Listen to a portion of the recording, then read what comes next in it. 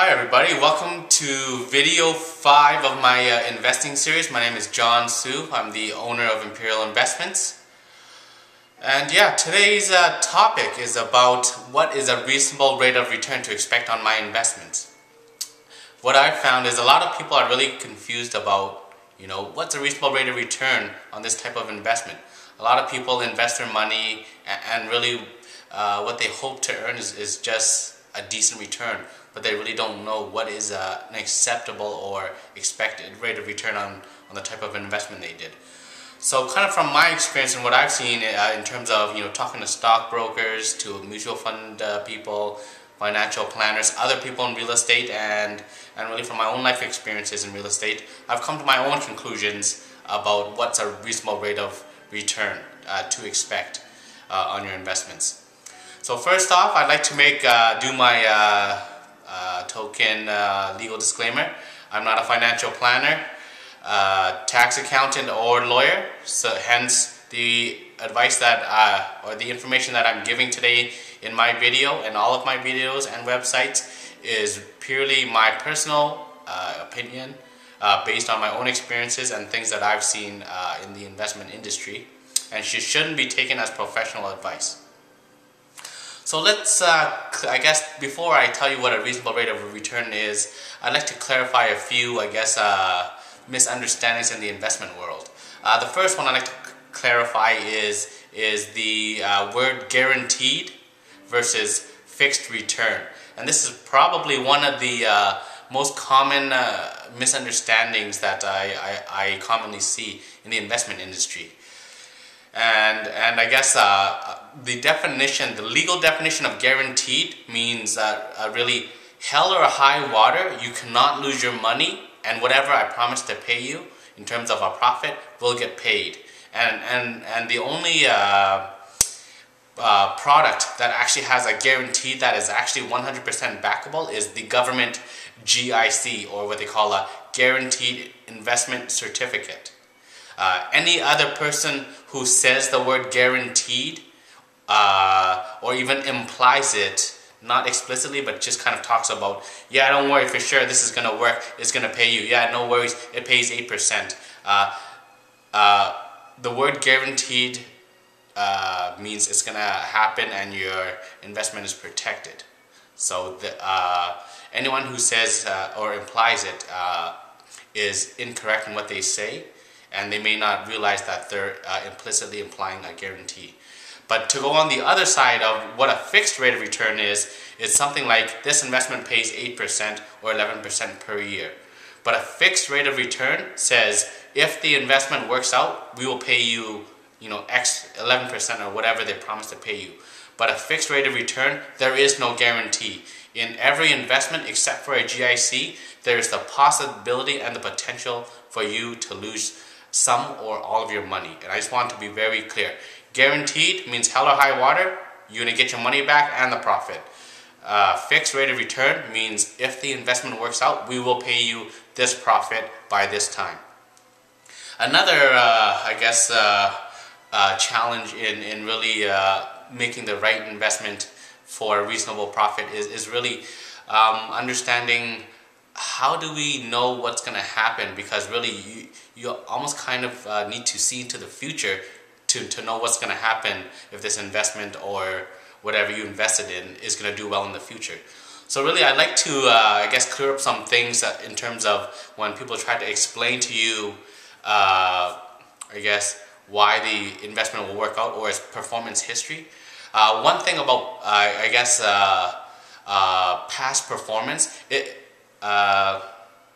past performance does not indicate future performance, because really past performance is something that happened in the past with certain economic things or whatever may be remaining constant at that time. So typically what happens in the past was kind of unique to that time, so it really doesn't indicate a good indicator of future performance. Hence, what do a lot of people do? It's an average of things.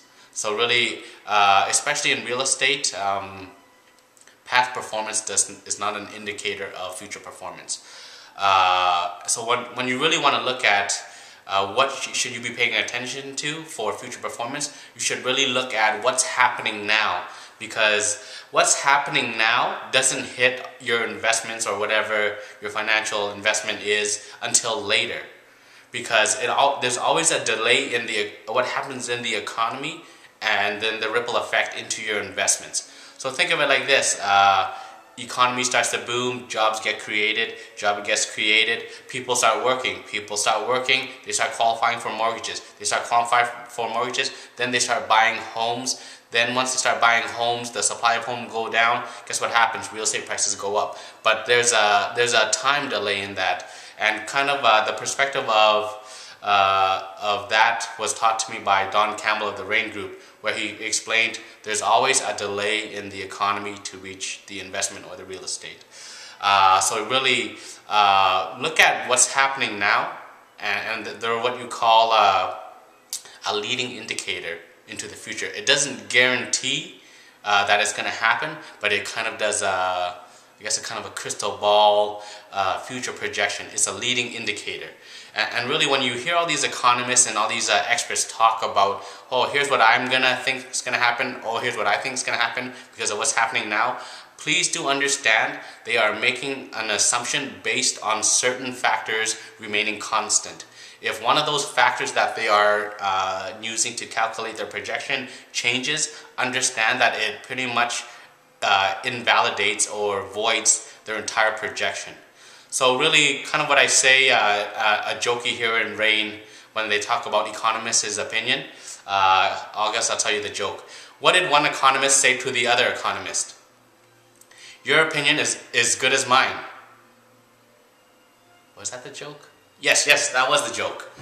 So really, when you have somebody talking so certain about the future, like, yeah, for sure it's gonna happen, don't worry, it's a good investment, yeah, definitely. They speak like they are so certain of certain events happening. So for example, back in the real estate boom, you hear about these guys talk about the oil upgraders, and yeah, Alberta's got lots of oil, second largest oil reserves in all of Alberta, and you know, all these big hype facts about oil. And they just made it so certain, like, yeah, don't worry, invest your money out there, and then it's going to work out. But they never took into calculation a financial crash or whatever caused for the economy to go down. So really, nobody knows the future, and really, I guess, when you do your investing, all I would say is acknowledge the worst and be prepared for it. Really, and you've heard the saying, the best offense is a great defense, and just I guess be cognizant and aware of what factors might affect the future performance of your investments, and what factors you are considering also when you're making an investment and hoping for certain things to happen. And if they don't happen, just be prepared to deal with it. I guess another thing I'd like to talk about is, you know, in my opinion, like I've said many times, investing is about mitigating risk. When a lot of, I guess, inexperienced investors or newbie investors, you hear them talk about investing as taking risk.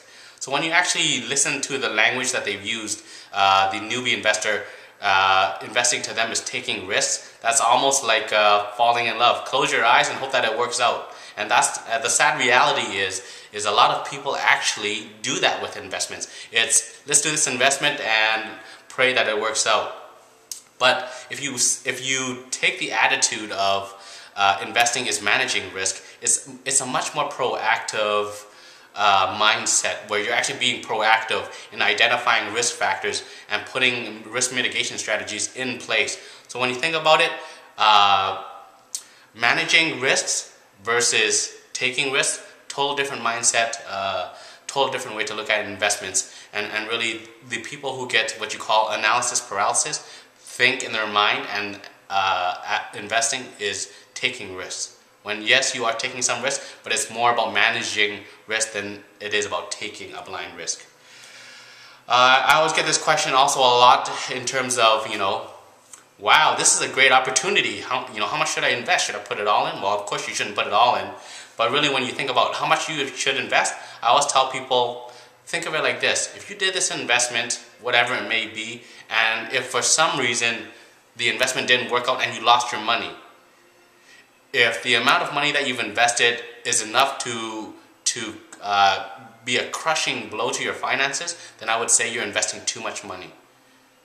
But if it isn't, and you'd be okay if the investment didn't work out and you did lose all your money, then you know what, that's, in my opinion, is the right amount. But again, that's my personal opinion. So let's talk about what's reasonable. In my personal opinion, from what I've seen, and let's not even say what's reasonable, it's what would be a decent rate of return to make. And in my opinion, it's a minimum of 8% every year in very low risk stuff. That should be the bottom of the barrel of what you should shoot for. Because really, when you think about it, 8%, it's a decent rate of return, but it's not a killing or a really great return. Because after taxes, depending on your tax bracket, you maybe get 5%. Right? I really feel bad for people who believe that 2 to 3% is okay, or the fact that they haven't lost any money every year is okay. In my personal opinion, 8% is the minimum. And really, I like to explain, I guess, the way that I'm using what's a reasonable rate of return to expect for your investment is based on time. Because really, the longer the investment, the higher the risk that you're taking. And if you're taking a higher risk, you should, in theory, expect a higher rate of return. So please don't mind my ghetto bird diagram. Like I said, I'm not an entertainer. I'm just the straight up kind of guy, and yes, it may be a ghetto bird diagram, but it does the trick. So if you actually look at my diagram, right here, if you're doing an investment from 0 to 2 years, expect a return of 0 to 9%. In my opinion, from what I've seen, that is a reasonable rate of return to expect. You definitely don't want 0%, but you know, some people do get that or even get negative. If you did an investment between 2 to 4 years, expect a return of 10 to 19%. And if you do an investment 5+ years, expect an annual return of 20% per year, or at least the potential to earn that. So these are not fixed rate of returns. These are just kind of, if you've done an investment, say for 4 years, and it's only earning you 2 or 3 or 8%, in terms of comparing to what you can actually get out there, if you dig a little deeper to find a different investment, it just tells you you're underperforming in terms of what you should be getting. So yeah, the reason I wanted to show you this was, what should you earn each year depending on the time frame that you've invested in and how long it's been there in it. And this is really made to just create an awareness around your investments, to say, hey, is what I'm earning what I should be earning, or am I just investing and getting, you know, I guess getting what I can get versus what I should get. So yeah, that's all I really have to say about reasonable rate of return to expect. I really appreciate you taking the time to watch this video. Our next video is going to be on how diversity can actually hurt your portfolio, because you always hear about diversify, diversify, diversify. It's the safe way to go. But from my perspective on things is, when does diversifying so much where it actually becomes unsafe? So stay tuned for the next video, and again, please, if you have any comments or anything, please go to my website, or not my website, sorry, my blog, and leave a comment. Or if you feel like calling me out on some of the stuff I said, please go to the blog and leave a comment there. But please just don't insult me. Leave some justification about what makes you believe that what I'm saying is inaccurate, rather than saying, John Su, you're a clown. You don't know what you're talking about. So, another ghetto bird advertising. Here is my blog website, and obviously it starts with www. InvestorSage.wordpress.com is my blog. Please leave a comment. I'd really appreciate it, and stay tuned for my next video.